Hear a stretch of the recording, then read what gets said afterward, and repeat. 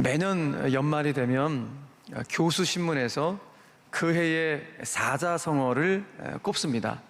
그래서 하나를 꼽아서 선정을 하게 되는데 그 1위가 변동불거라는 사자성어가 뽑혀지게 되었습니다. 그 뜻은 세상이 참 잠시도 멈추지 않고 끊임없이 흘러가면서 변화한다라는 의미를 가지고 있는 한자어입니다. 중요한 것은 무엇인가 하면 이렇게 격변하는 시대 속에서 우리가 무엇을 붙잡고 나가야 될 것인가, 나는 이 소중한 가르침이 있어야 됩니다. 왜냐하면 이렇게 변화가 빠른 시대 속에서 하다가는 쉬리에 휩싸여서 어떻게 내 삶이 지금 살아왔지라고 전혀 분간이 하기 어려운 그런 상황 가운데 놓일 수 있기 때문에 저 여러분들이 이렇게 격변하는 시대 속에서 변하지 않는 것들이 무엇인지, 변하지 않는 것들에 더 힘써야 된다는 이런 결단이 있어야 되는 것이 소중하겠죠. 아마도 교수님들은 이렇게 변화가 빠른 변화무쌍한 시대 가운데도 우리에게 변하지 않는 것이 무엇인지, 그 변하지 않는 것들에 우리가 더 힘써야 된다는 차원에서 변동불거라는 이 사자성어를 꼽으신 거 아닌가, 그런 생각을 해보기도 합니다. 오늘 저와 여러분들은 그동안 17번에 걸친 주 예수 나의 산소망 베드로전서 강론을 오늘 갈무리 짓게 됩니다. 오늘 베드로전서 마지막 말씀이 실은 이와 같은 내용들을 우리에게 전해주고 있습니다.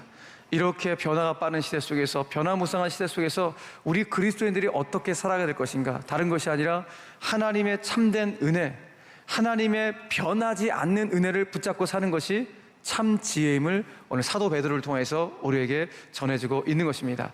그 내용을 우리가 읽었는데요, 12절 말씀을 같이 한번 읽게 보십시오. 여기 보니까 내가 신실한 형제로 아는 실로아너로 말미암아, 실로아너는 바울과 신라 할 때 그 신라를 말합니다. 실로아너로 말미암아 너에게 간단히 써서 이렇게 서신을 보냈다는 것이죠. 그러니까 베드로 전서는 베드로의 정신과 베드로의 철학과 베드로의 마음이 다 들어간 편지인 거 확실합니다. 그러나 그걸 대신 대필해 준 사람이 신라였다라는 것을 정확하게 보여주고 있는 것이죠. 그 내용 안에 어떤 것이 있었다는 거예요? 하나님의 참된 은혜가 다 이 편지 안에 증언이 되어졌다. 그러니 이 편지를 읽은 여러분들이 이제 앞으로 어떻게 살아가야 되는가? 너희는 이 은혜에 굳건히 서라고 우리가 권면해주고 있다는 것입니다. 한번 읽어볼까요? 너희는, 시작. 너희는 이 은혜에 굳게 서라. 아멘. 이것이 바로 2025년도를 갈무리 짓고 있는 우리들 가운데, 베드로전서를 마무리하는 우리들 가운데 주시는 하나님의 메시지입니다. 은혜 안에 굳게 서는 것. 기독교 작가 중에 유명한 필립 얀시라는 분이 있는데, 이분이 은혜와 관련해서 아주 유명한 말을 했는데, 2000년 기독교 역사상 상하지 않은 유일한 단어가 있다면 은혜이다 라는 표현을 썼습니다. 맞습니다. 은혜라는 단어는 상한 적이 단 한 번도 없습니다. 왜냐하면 하나님의 은혜는 변한 적이 없었고 앞으로도 변하지 않을 것이기 때문에 그렇습니다.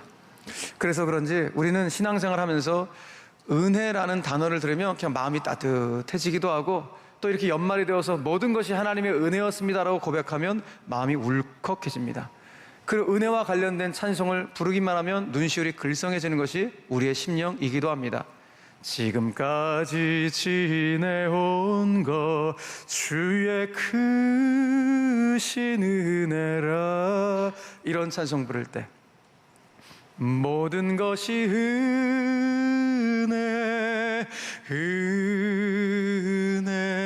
이런 찬송 부를 때 지금까지 나의 여정은 모두 하나님의 은혜라. 지금까지 나의 모든 여정 인도하셨네. 이런 찬송 부를 때, 아무튼 은혜라는 단어를 들으면 마음이 울컥하고, 이렇게 은혜와 관련된 찬송을 부르면 눈시울이 글썽해지는 것이 우리 신앙인들의 모습입니다. 왜 그럴까요? 그 이유는 은혜라는 단어가 상한 적이 한 번도 없었기 때문입니다. 맞습니다. 은혜는 생명의 단어입니다. 은혜는 우리를 소생시키는 단어입니다. 그래서 신앙의 여정 속에서 우리가 은혜 안에 있으면 아무리 힘겨운 상황 가운데도 기쁨으로 나아갑니다. 교회를 섬겨도, 교회를 봉사해도 은혜 안에서 봉사하면 힘들지 않습니다. 기대감이 있습니다. 설레임이 있습니다. 오히려 감사가 있습니다. 나 같은 사람을 사용하시니 하나님 감사합니다 라는 고백을 누가 하는가? 은혜 안에 있는 분들이 하는 고백이 이와 같은 감사의 고백인 것입니다. 그래서 은혜 안에 있으면 교회와 집이 멀리 떨어져 있어도 오고 가는 가정 가운데 불평이 없습니다. 오늘도 하나님이 목사님을 통하여 어떤 은혜를 주실까? 오늘도 예배를 통하여 어떤 은혜를 공급받을까? 이런 기대감과 설렘으로 오는 것이 은혜 안에 있는 자들의 고백인 것입니다. 그런데 저 여러분들이 혹여라도 은혜가 메말라지고 은혜가 식어져 버리면 교회 생활 자체가 모든 게 못마땅해요. 다 불평투성이에요. 이게 못마땅하고 저 사람이 못마땅하고 모든 게 다 불평투성이가 되어버립니다. 그러므로 우리 성도들은 어떤 경우에도 은혜를 빼앗겨서는 안 됩니다. 은혜가 지금 메마르고 있다, 내가 지금 은혜가 식어지고 있다면 어떻게 했는지 그 은혜를 공급받으려고 몸부림을 쳐야 됩니다. 하나님은 나에게 주시려고 은혜를 쌓아두고 계신다니, 하나님 그 쌓아두신 은혜 저에게 주십시오. 제가 은혜가 메마르지 않을 수 있도록, 은혜의 촉촉한 인생 될 수 있도록 하나님 나를 붙잡아 달라고 그렇게 달려갈 수 있어야 됩니다. 그래서 오늘 사도 베드로는 오늘 베드로 전서를 마무리하면서 여러분들, 정말 우리 신앙 가운데 가장 중요한 것은 바로 이 하나님의 은혜, 이 참된 은혜 안에 거하는 것입니다 라고 우리에게 권면해 주면서, 특별히 우리가 하나님의 은혜 안에 머물기 위해서, 하나님의 은혜 안에 굳게 서기 위해서는 반드시 이 두 가지를 여러분들이 꼭 하셔야 됩니다 하면서 실천적인 두 가지를 우리에게 권면해 주면서 베드로전서를 마무리하는데, 오늘 핵심은 우리가 이렇게 하나님의 은혜 안에 서기 위해서 반드시 해야 될 두 가지를 신비 가운데 새겨 넣어야 된다는 것입니다. 그 첫 번째가 무엇인가? 우리 삶의 모든 염려를 주님께 맡기는 것입니다. 이것이 하나님의 은혜 안에 서는 바로 우리들의 너무나 중요한 영적 교훈인 것이죠. 성경을 읽다 보면은 신앙의 여정 가운데 우리가 하나님께 전적 위탁하는 이 맡김과 관련하여서 여러 구절들이 나오는 것을 보게 돼요. 자, 그런데 한 걸음 더 나아가서 오늘 사도 베드로는 여러분들이 하나님께 맡길 때 이것도 맡기셔야 됩니다. 무엇을? 염려. 여러분들이 갖고 있는 그 모든 염려도 하나님께 맡기셔야지만이 은혜 안에 굳건히 설 수 있습니다 라고 권면해주고 있는 것이죠. 자, 오늘 본문 7절 말씀을 같이 한번 선포합시다. 시작. 너희 염려를 다 주께 맡기라. 이는 그가 너희를 돌보심이라. 아멘. 이렇게 염려를 맡기라는 사도 베드로의 오늘 이 권면. 성경은 베드로의 권면뿐 아니라 많은 곳에서 염려를 맡기라는 것을 우리가 권면해주고 있는데, 대표적으로 사도 바울이 유명한 말씀을 우리에게 권면해 주지 않았습니까? 자, 빌립보서 4장 6절 말씀 선포합시다. 시작. 아무것도 염려하지 말고 다만 모든 일에 기도와 간구로 너희 구할 것을 감사함으로 하나님께 아뢰라. 아멘. 이렇게 사도 베드로는 여러분들의 염려를 하나님께 맡기십시오. 사도 바울은 아무것도 염려하지 마십시오 라고 이렇게 우리 가운데 권면해 주고 있습니다. 여러분, 너무 은혜로운 말씀 아니에요? 특별히 한 번도 가보지 못한 2026년도를 앞에 놓고 우리 가운데 주시는 염려하지 말라, 염려를 맡기라는 이런 말씀이 얼마나 은혜로운 말씀입니까? 그런데 이 말씀을 읽고 들으면은 아멘, 은혜가 되는 것 같은데, 오늘 교회를 나서서 내 삶의 자리로 나아가며 우리는 또다시 염려하며 살아가는 것이 솔직히 우리의 모습이거든요. 그래서 우리는 이 말씀을 볼 때마다 이런 질문을 하게 돼. 아니, 어떻게 인생 살아가면서 염려를 안 할 수가 있어요? 그것도 어떻게 염려를 다 맡기며 살아갈 수가 있냐고. 이런 말씀은, 그래, 하나님이 우리 불쌍하시니까 그냥 인생 살아가면서 위로해 주시기 위해서 위로 차원에서 주시는 말씀이 이런 말씀일 거야 라고 우리가 생각할 때가 있다는 거예요. 그래서 이런 염려하지 말라는 말씀은 말씀대로 받지만 또 삶으로 돌아가면 염려는 또 염려대로 하는 이런 이중적인 삶의 모습을 보일 때가 너무 많다는 것입니다. 그래서 오늘 우리는 이 말씀에 아무것도 염려하지 말라는 이 하나의 말씀을 다시 한번 묵상하셔야 돼요. 도대체 어떻게 염려를 안 하면 살아갈 수가 있냐고요. 저만 봐도, 목회자인 저만 봐도 맨날 염려하거든요. 당장 송구 영신 예배 또 어떻게 설교 준비하지? 새해 축복 기대, 또 신년 감사. 아이고, 염려 계속 염려해요. 예. 저는 특별히 뭘 계속 염려하냐면은 교회에 대한 염려가 늘 가득해요. 내가 수원적교 담임 목사니까 교회에 대한 염려. 하나님, 우리 교회를 어떻게 하면 건강한 교회로 세워갈 수 있을까요?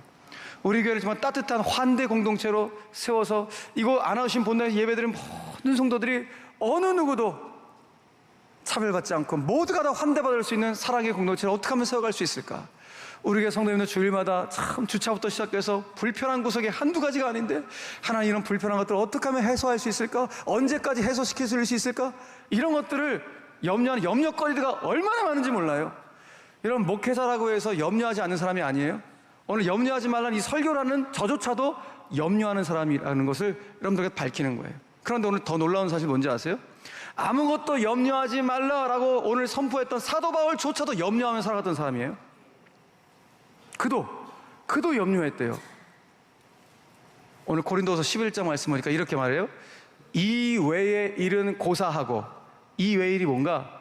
복음을 전하다가 받는 고난, 핍박, 이거는 고사하고라도 아직도 날마다 내 속에 눌리는 일이 있는데 그게 뭐냐? 모든 교회를 위하여, 본인이 개척한 교회를 위하여 뭐 하는 것이라? 염려하는 것이라. 아니, 아무것도 염려하지 말라고 우리 가운데 권면을 놓고 자기도 염려해. 이게 뭐냐고요 도대체. 자, 그렇다면 우리는 질문해야 돼요. 아무것도 염려하지 말라는 이 말씀은 도대체 뭐냐라는 거예요. 아니, 본인도 염려했으면서 어떻게 이렇게 뻔뻔하게 염려하지 말라고 말씀하고 본인도 염려하냐고.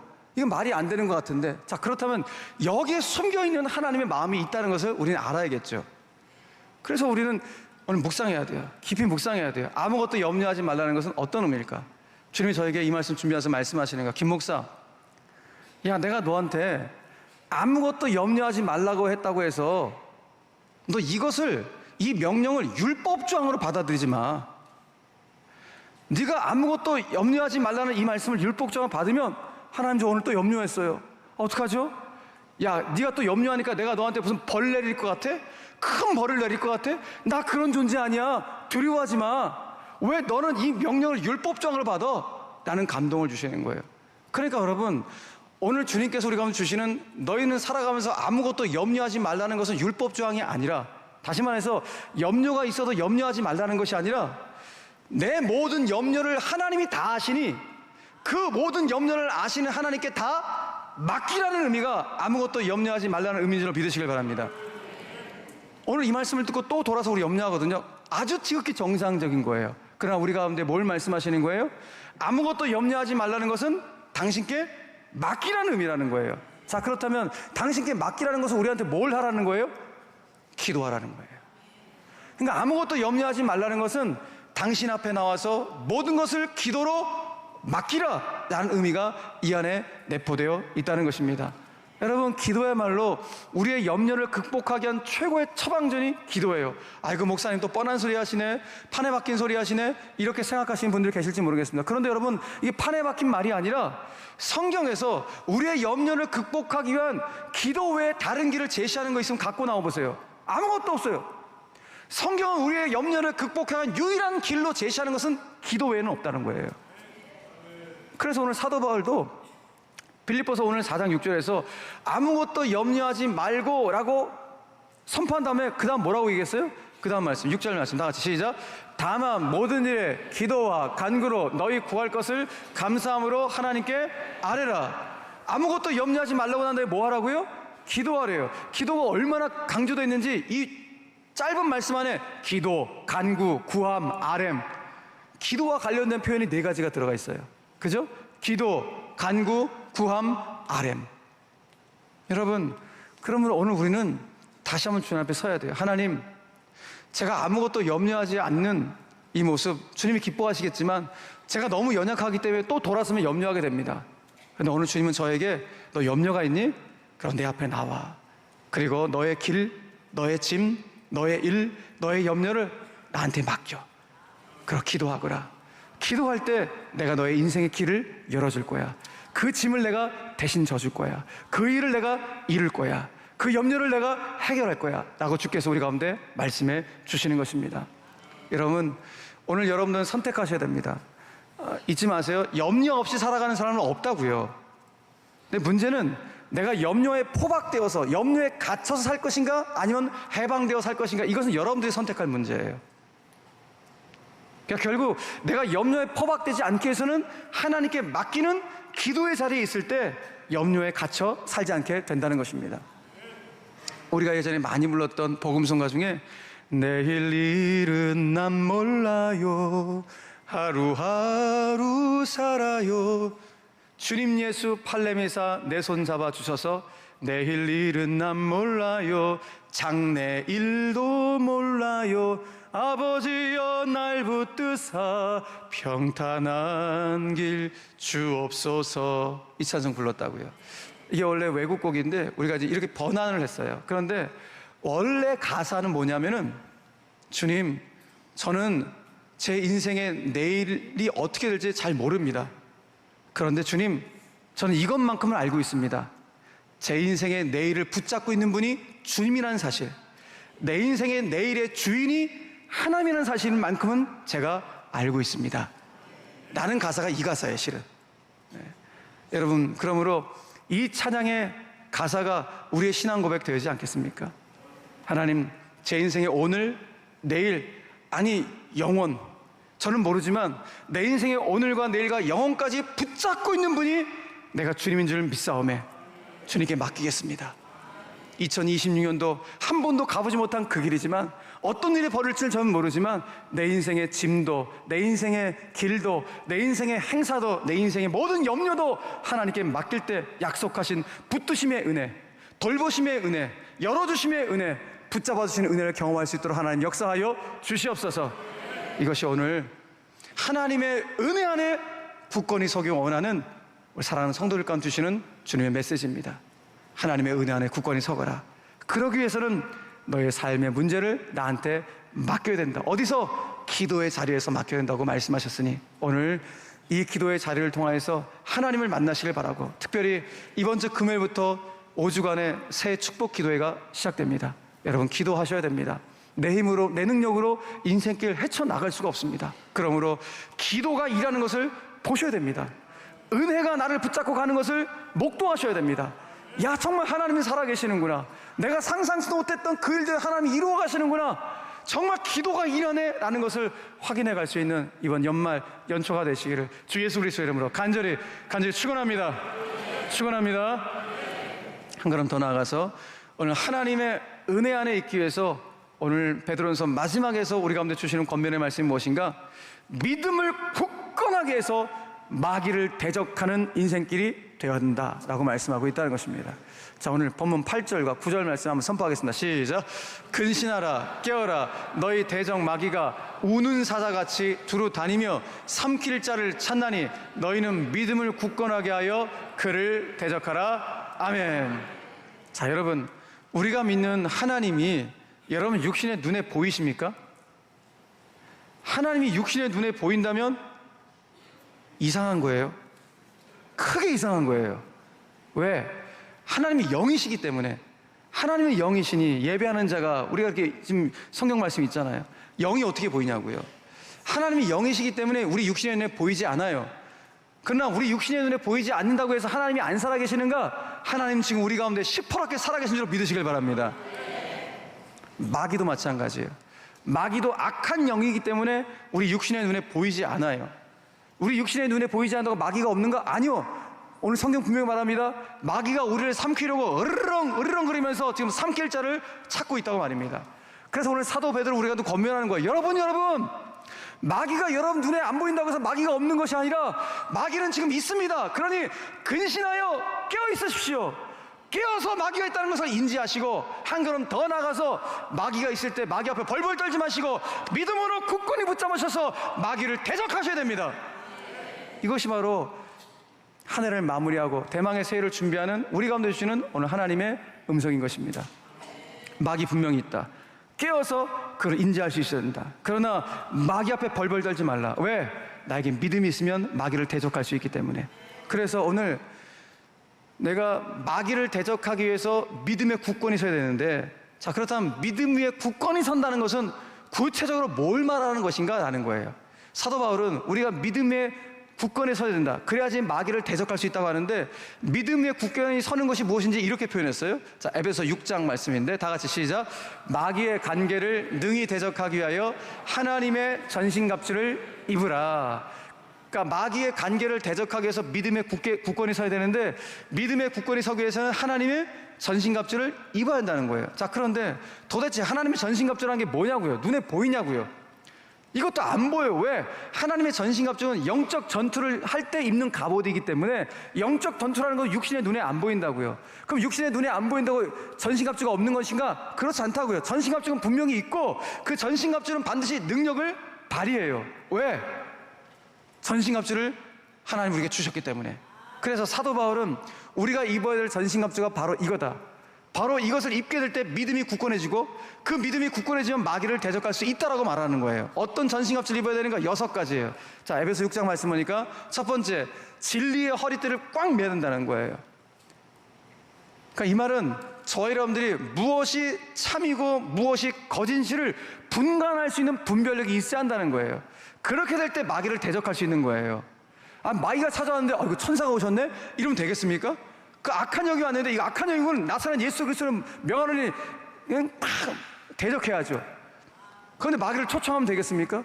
분간하지 못하면 마귀를 천사로 오해할 수 있다는 거예요. 그러니까 무엇이 거짓이고 무엇이 참인지를 분간할 수 있는 이 분별력이 있게 될 때 우리는 믿음의 굳건히 서서 마귀를 대적할 수 있다. 두 번째, 무엇을 입어야 되는가? 의의 호심경을 꽉 붙잡아야 한다는 거예요. 의라고 하는 것은 쉽게 말해서 하나님과 관계를 말해요. 그러니까 하나님과의 친밀한 관계를 유지해 가게 될 때 믿음의 굳건함에 서게 되고 마귀를 대적할 수 있다는 거예요. 세 번째 무엇인가?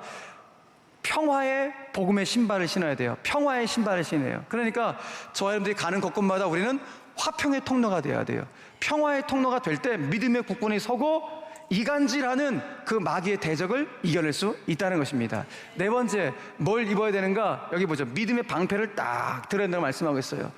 그러니까 믿음의 방패라는 것은 내가 믿는 하나님은 지금도 살아계셔서 온 우주 만물을 지금도 운행해 가시고 나를 위해서라면 못할 일이 전혀 없으신 전능하신 하나님이라는 사실을 믿어야 한다는 거예요. 아멘이세요, 여러분? 이 믿음이 굳건히 서게 될 때 우리 마귀를 대적할 수 있다는 거예요. 다섯 번째, 구원의 투구를 써야 한다는 거예요. 이 말은 무엇인가 하면 내가 지금 구원받았다는 구원의 확신이 흔들리지 않아야 돼. 구원의 감격과 구원의 확신이 흔들리지 않아야 돼. 그래서 나는 오늘 죽어도 천국 간다. 죽어봤자 천국이다. 이 굳건한 믿음이 내 안에 있게 될 때 믿음에 굳건히 서서 마귀를 대적할 수 있다는 거예요. 마지막 여섯 번째, 성령의 검, 하나님의 말씀을 다 붙잡아야 한다는 거예요. 성령의 검. 여러분, 오늘 이 여섯 번째가 가장 중요해요. 왜? 하나님의 말씀으로 나를 꽉꽉꽉 채워 넣어야지만이 앞에 있었던 것은 참과 거짓을 분별할 수 있고, 하나님의 말씀으로 내 안을 채워 넣어야지만이 하나님과의 친밀한 교제를 지속할 수가 있고, 하나님의 말씀이 내 안에 충만해야지만이 하나님을 굳건히 믿고 화평의 통로가 되고, 그리고 구원의 확신을 가지고 나아갈 수 있다는 것입니다. 그러면 가장 중요한 것이 무엇인가? 말씀을 내 안에 채워 넣는 거예요. 하나님 말씀을 검으로 표현했잖아요. 검. 그렇죠? 성령의 검이래요. 그러니까 내 영혼은 칼집이라고요. 그러니까 내 영혼의 칼집에 성령의 검이 착 들어가 있어야 돼요. 무엇이 들어가 있어야 된다? 성령의 검, 말씀이 들어가 있어야 돼요. 그러니까 오늘 성경 우리 가운데 여러분들이 내년 한 해도 살아갈 가장 중요한 것은 무엇인가? 내 영혼의 칼집에 하나님 말씀을 차곡차곡 채워 넣는 거예요. 그래야지만 마귀를 대적해낼 수가 있다는 거예요. 내가 묵상한 말씀이 없고, 내가 통독한 말씀도 없고, 내가 암송한 말씀도 없는데 어떻게 마귀를 대적해낼 수가 있냐고요. 말씀이 있어야 돼요. 내 영혼의 칼집에 말씀이 가득 채워져만이 그때그때 찾아오는 마귀를 물리칠 수가 있는 거예요. 얼마나 많은 시험이 있습니까? 인생길 가운데 수많은 시험과 유혹과 미혹이 있는데 무엇으로 물리칠 수 있는 것인가? 내 안에는 말씀을 물리치는 거예요. 그때그때 필요한 말씀을 딱 떠올리게 하셔갖고 그 말씀을 물리치는 거예요. 걱정이 몰려왔을 때 아무것도 염려하지 말라고 하셨구나. 그래, 염려하지 말아야지. 두려움이 올라왔을 때 두려워하지 말라. 내가 너와 함께함이라. 놀라지 말라. 나는 너의 하나님이 됨이라. 그래, 이 말씀을 내가 붙잡아야지. 이렇게 내가 말씀을 채워넣게 될 때 그 말씀으로 온갖 시험과 유혹과 미혹과 두려움을 이겨낼 수 있는 줄로 믿으시길 바랍니다. 그래서 오늘 여러분들 가운데 말씀드립니다. 한 해를 어떻게 살아오셨는지 잘 모르지만 이제 2020년도 한 해는 다른 거 아닙니다. 오늘 성경은 맡기라고 기도하라고 말씀하신과 동시에 오늘 말씀의 소중함을 우리에게 가르쳐주고 있는 것이죠. 그러므로 내가 하나님의 은혜 안에 굳건히 서기 위해서 기도와 말씀을 꽉 붙잡고 나가게 될 때 하나님께서 내 인생의 길을 열어주시고 꽉 붙잡고 인도에 가실 줄로 믿으시길 바랍니다. 이 믿음의 역사가 충만한 우리 모든 성도들 다 되시기를 주님의 이름으로 간절히 축원합니다.